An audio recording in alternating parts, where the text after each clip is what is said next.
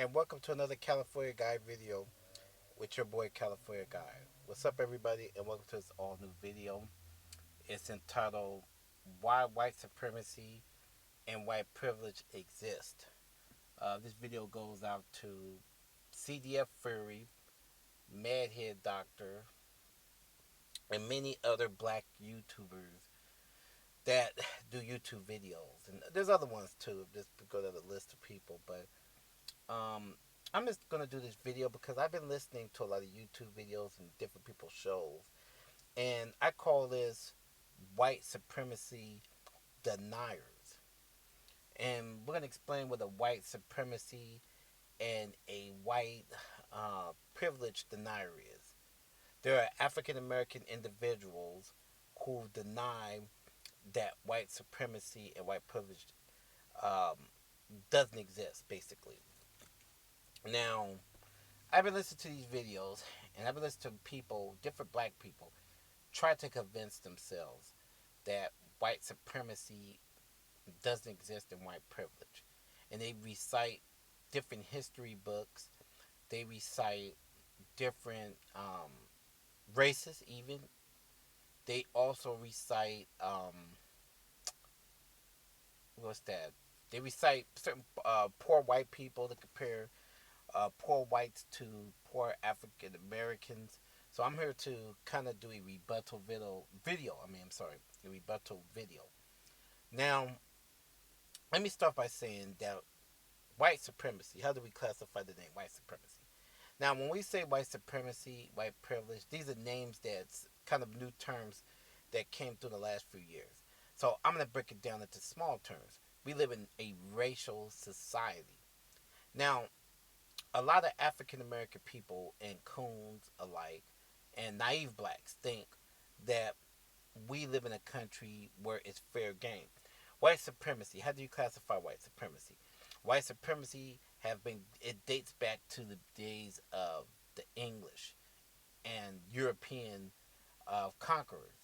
And I'm not going to go through a whole history list of this, but to make the long story short, these people colonized Africa, took Africans out of that country, populated Africans all over the world, had apartheid. They even turned around and what you call that? They raped, forced free labor out of African people, and that went on for generation after generation after generation. We had a civil war behind. The United States had a civil war behind the acts of slavery, which people say that white supremacy doesn't exist. If you look at all these different examples, then you had apartheid, Jim Crow, that took place after slavery.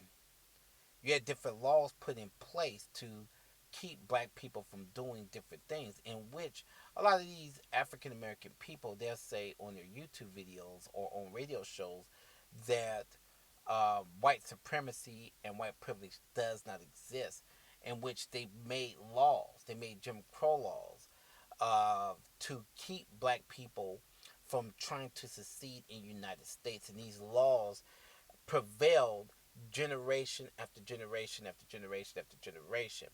It took place for dozens of generations, especially in the United States and across the board, but mainly here. Now, when they had slavery, you had examples of, now people keep using poor whites as an example. They say, well, you have whites that's poor and they go through shit. But a poor white, you're right on one thing. A lot of people say that. But a poor white has more power than a black. So let me break this example down. Example one: when they had every recession that they had in the United States, every recession that that has taken place, white people have had good jobs at one point, at different points of history. They've always had very good jobs.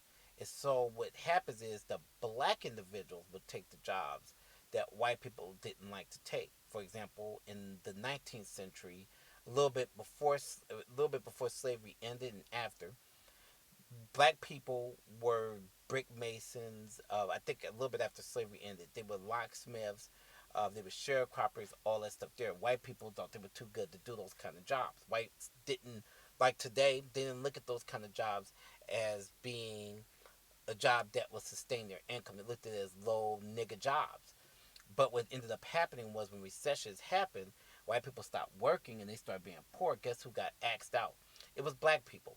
Black people got told to get the fuck out of where they were working at as they went on generation after generation. You had the riots of 1865, where you had the Irish people who lynched over 100 blacks in the city of New York because black people were, you had newly migrated black people from the South who wanted jobs, and so the Irish thought their jobs was in danger. These were poor people. Irish was at the time was looked at as the poor. They were the nigger rights at the time, ignorant and all that, but they still knew they were above blacks. Irish people brutalized, raped, and tortured, castrated, and hung blacks and got away with it in New York. Over 100 black men and women were killed that year and lynched, kids alike, and no justice happened.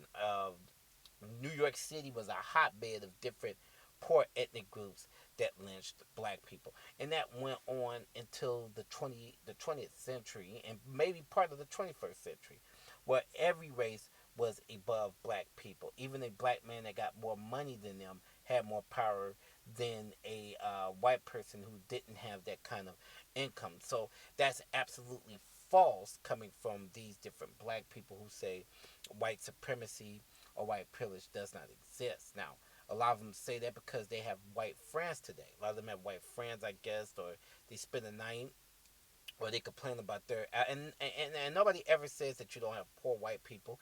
Nobody doesn't say that you don't have white people going to jail. Nobody's ever said you got white people that go to prison because you have that. But it's called equality. That's where white supremacy plays a role at because it does not include equality in the game, and that's why you still have black people that boycott. A lot of you niggas, you guys figure because you've made it through cracks, and I don't know each black person's story that's on that's through social media. I don't know every black person's backstory. I don't know their whole history, and I don't wish to know everybody's history. But I will say that being an African American man in the United States and looking at other African American men and women, it's a struggle for a lot of them. A lot of them have to go to college. A lot of black people have to work real extra hard to get where they're at. Whereas white people do not have to work that kind of hard. They don't work hard at all at times. So it's not fair in the country. Education is not fair. Police, law enforcement is not fair. Housing markets is not fair. Loans is not fair. But you have these very same black people that get up here and say, well, I don't live in white supremacy. I don't live in white privilege. I don't know what white privilege is when you have glooming examples of white people in power and dominance. You have examples of other races in power, and black people do not have that kind of power in the United States. Black people never control really anything in the United States. We were always made to control our own communities, and that was it. That's historic. When slavery, even during the slavery times, blacks were put in a place where they had to build their own continent within the United States, our own subculture. And if we went beyond our subculture, our own areas, blacks got killed. That is white supremacy right there. And that goes all the way up to today. Now, they try to continue white supremacy by placing in other laws in place that you guys don't really pay attention to. They try to restrict black people from voting rights. They try to restrict blacks from having their rights was taken. Second Amendment rights are getting taken away. Another example was the Black Panthers. Let's go to that. Black Panthers, they had the right to have self-defense. They changed laws in California where you couldn't have open carry laws really no more because of the Black Panthers. So a lot of stuff took place over the course of the inception of the United States to prove that white supremacy and white privilege is dominant in these black people. They have fear that, they're scared to acknowledge that they live in a systematic white supremacy United States, and they want to say that they control their own destinies, but they do not control their own destinies. White man controls your guy's destiny. How many of you black people own big buildings? How many of you black people own car corporations? How many of you black people own oil? See, these are things to look at when you talk about power in the United States. Black people own none of that. So when I hear these African American people say, "Well, I have power," because they, and I know why they say that, because they own a car, they got a little job. Even if you have a good job, they have a good job, or maybe they own their own business even, but that's still not enough. Black people is lower than even Latino people at this point in time. Black people are lower than Italian people. Every other race have moved up except for black people. And that's facts. And they try to keep black people into the subculture narrative where they want blacks to be in their own areas. Now these days they gentrify everything. So they're making blacks get the fuck out of wherever they're living at. They're making blacks move into towns and small cities and getting them out of big cities. But that's another video for another time. But to be a white privilege and a white supremacist denier, or a saying that racism doesn't exist, you might as well say racism does exist, because it does exist, or else you wouldn't have all these lawsuits all over the United States. Then why? And I have to ask these people questions. Why do the Supreme Court stay in business when it comes to race stuff?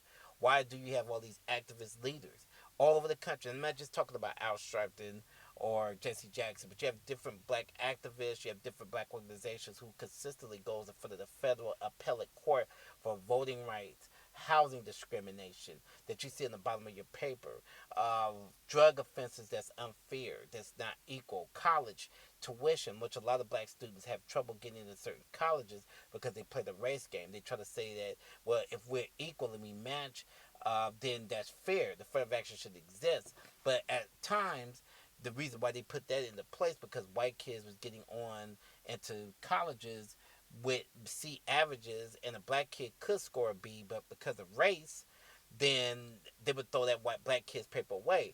But the white supremacist wants to take all that back, and then they get some Negroes out there that will go along with that charade by saying, well, race doesn't exist because they have some white friends, or they got white people that they like, or they dicking down some white girls. So I just thought to do this video and rant, but I'm gonna have a part two to this video.